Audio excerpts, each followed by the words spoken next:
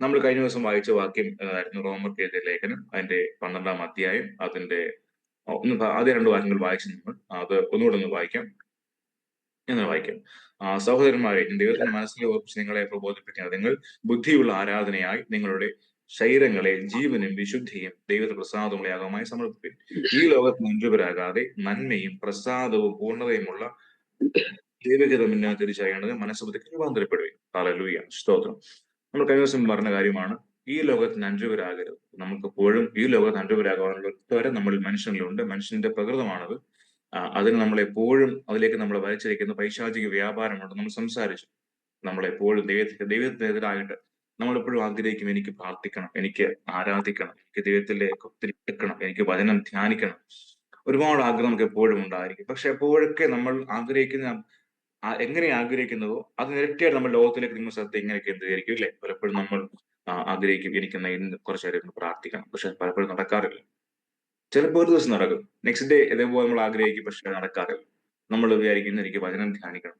ഒരു ദിവസം നടക്കും, പെട്ടെന്ന് ആഗ്രഹത്തിന്റെ പുറത്ത് നടക്കും, പക്ഷെ നെക്സ്റ്റ് ഡേ അത് സംഭവിക്കാറില്ല.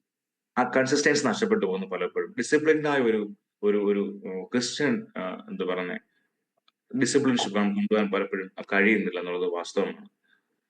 അതിന്റെ കാരണം ഇതാണ്, നമ്മളെ ലോകത്തിലേക്ക് വലിച്ചിരിക്കുന്ന ഒരു പൈശാചിക വ്യാപാരം നമ്മുടെ പുറകെ എപ്പോഴും ഉണ്ട്. നമ്മളെ വാച്ച് ചെയ്യുന്ന, നമ്മുടെ ഓരോ പ്രവൃത്തികളെയും നോക്കുന്ന പൈശാചിക ഏജന്റുമാർ നമ്മോടൊപ്പം ഉണ്ടെന്നുള്ളതാണ് അതിന്റെ വാസ്തവം. നമ്മളെ പലപ്പോഴും നമ്മുടെ മനസ്സിലേക്ക് അതിനെ മടുപ്പിക്കുന്ന, നമ്മുടെ ചിന്തകളെ സ്വാധീനിക്കാൻ ശേഷിയുള്ള കഴിയുന്ന ഉം അത്തരം വ്യാപാരങ്ങൾ ഉള്ളത് കൊണ്ടാണ് പലപ്പോഴും നമുക്ക് അതിലേക്ക് വേണ്ടവണ്ണം കഴിയാത്തത്. മാത്രമല്ല നമ്മുടെ ചില എന്താ പറയുന്നത്, ലേസിനെസ്, ഓഫ് കോഴ്സ് അത് പൈശാചികം കൊണ്ടുവരുന്നതാണ് ലേസിനെസ് എന്ന് പറയുന്നത്. അതൊരു പിശാചിന്റെ ഒരു ആയുധമാണ്, ടൂളാണ് നമ്മളെ കൊണ്ടുവരുന്നത് ലേസിനെസ് എന്ന് പറയുന്നത്.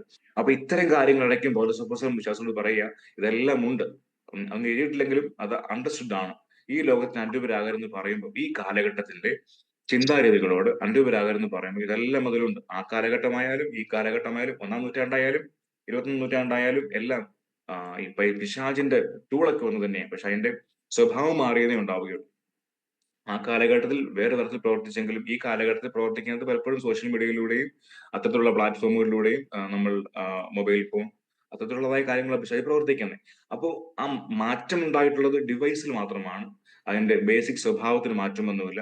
ഇപ്പോഴും പിശാച് പ്രവർത്തിക്കുന്നു, അന്നും പിശാച് പ്രവർത്തിച്ചിട്ടുണ്ട്. അപ്പോഴും അപ്പോസ്തലൻ പറയുകയാണ്, നിങ്ങൾ ഈ ലോകത്ത് അനുരൂപപ്പെടരുത് എന്ന് പറഞ്ഞിട്ട് അപ്പോസ്തലൻ നമ്മോട് പറയുന്ന കാര്യമുണ്ട്, നിങ്ങൾ ബുദ്ധിയുള്ള ആരാധനയായി.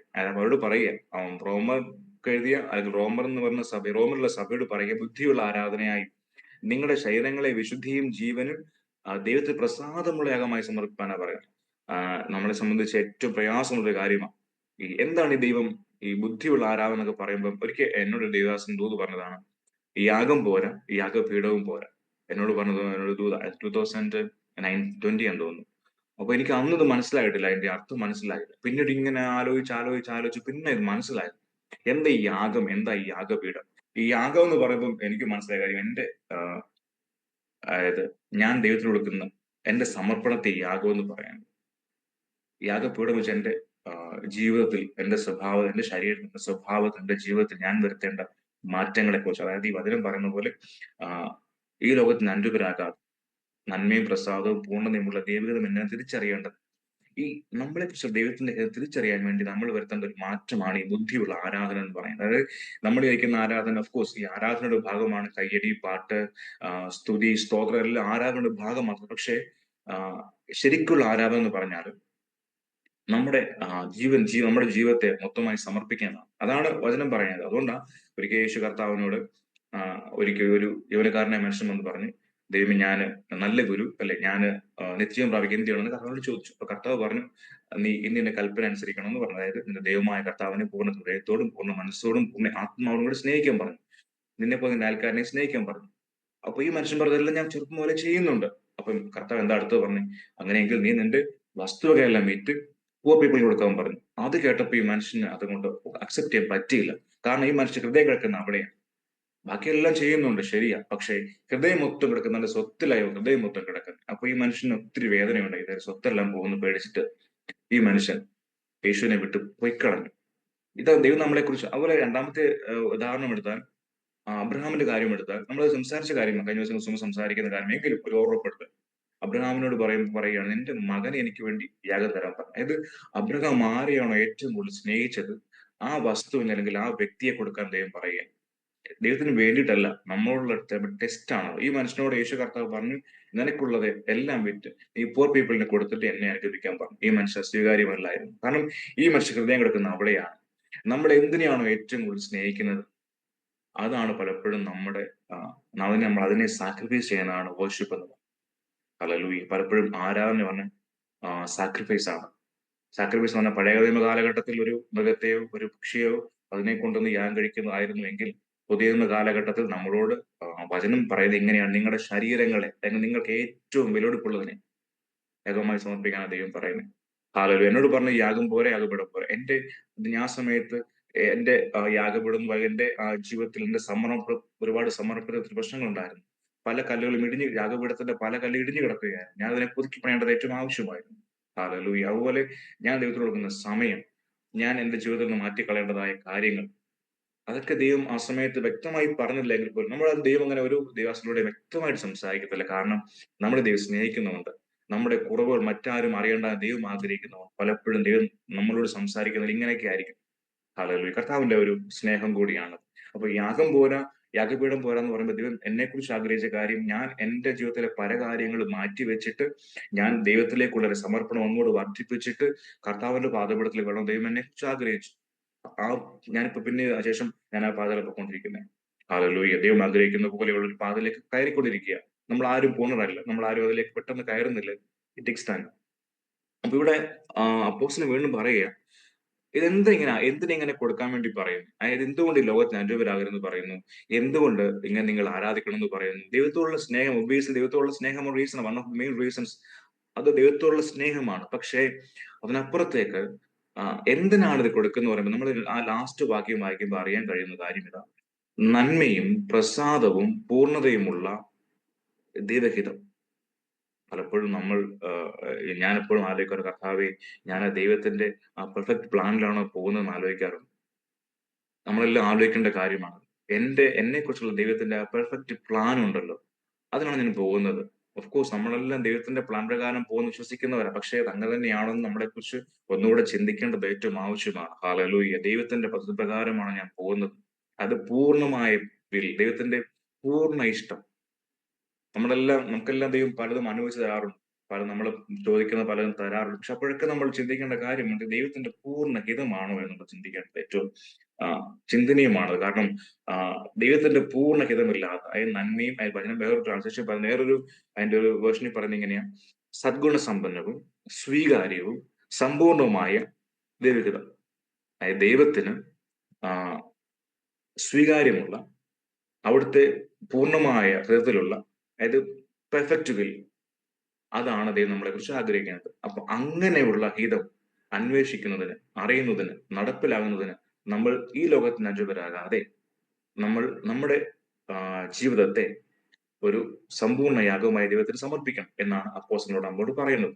ഹല്ലേലൂയ. ആ പശ്ചാത്തലം നമുക്കറിയാം. റോമർക്ക് എഴുതിയ ആ ഒരു ലേഖന പശ്ചാത്തലമൊക്കെ നമ്മൾ പലവട്ടം കേട്ടിട്ടുള്ളതാണ്.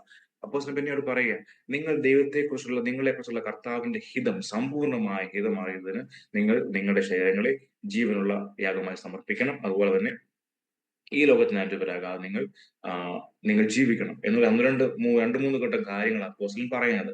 ഈ ദൈവത്തിന്റെ സമ്പൂർണ്ണമാക്കിയത് നമ്മളെ കുറിച്ചെല്ലാം കർത്താവിന്റെ പ്ലാൻ ഉണ്ട്. നമ്മൾ ആലോചിക്കണം, നമ്മൾ കർത്താവിന്റെ ദൈവത്തിന്റെ കാര്യങ്ങളിലേക്ക് സമ്പൂർണ്ണമായി സമർപ്പിക്കുന്നില്ല എങ്കിൽ നമുക്ക് ദൈവം നമ്മളെ കുറിച്ച് ആഗ്രഹിക്കുന്ന ആ സമ്പൂർണ്ണമായ അല്ലെങ്കിൽ പെർഫെക്റ്റ് വില്ലേക്ക് എത്തിച്ചേരാൻ സാധ്യമല്ല. പലപ്പോഴും നമ്മുടെ ആഗ്രഹങ്ങൾ സാധിച്ചേക്കാം, നമ്മുടെ പല പ്രാർത്ഥന വിഷയങ്ങളും നടന്നു കിട്ടിയേക്കാം, നമ്മൾ ആഗ്രഹിക്കുന്ന പോലെ പലപ്പോഴും ജീവിതം ആ ചെറിയ അളവിൽ പോയേക്കാം. പക്ഷേ ദൈവം എന്നെക്കുറിച്ചും നിങ്ങളെക്കുറിച്ചും ആഗ്രഹിക്കുന്ന ഒരു ദൈവത്തിന് പെർഫെക്റ്റ് വില്ലുണ്ട്. അത് നമുക്കാർക്കും അറിയില്ല എന്താണെന്നുള്ളത്. ഞാൻ ആരാകുമെന്ന് ദൈവത്തിന് അറിയും. പക്ഷെ ആരാണെന്ന് എനിക്ക് തീരുമാനിക്കാൻ ഒരു ഒരു ഞാനൊരു ചൊല്ല് കേട്ടിട്ടുണ്ട്: ആരാകുമെന്ന് ദൈവത്തിന് അറിയാം, പക്ഷെ ആരാകണം എന്നുള്ള ഒരു ഡിസിഷൻ ആണെന്നൊരു പറച്ചിൽ കേട്ടിട്ടുണ്ട്. അതായത് ദൈവത്തിന്റെ ഹിതം ദൈവത്തിന് അറിയാം, പക്ഷെ അതിലേക്ക് എത്തപ്പെടേണ്ടത് എന്റെ കൂടി ഉത്തരവാദിത്വമാണ്.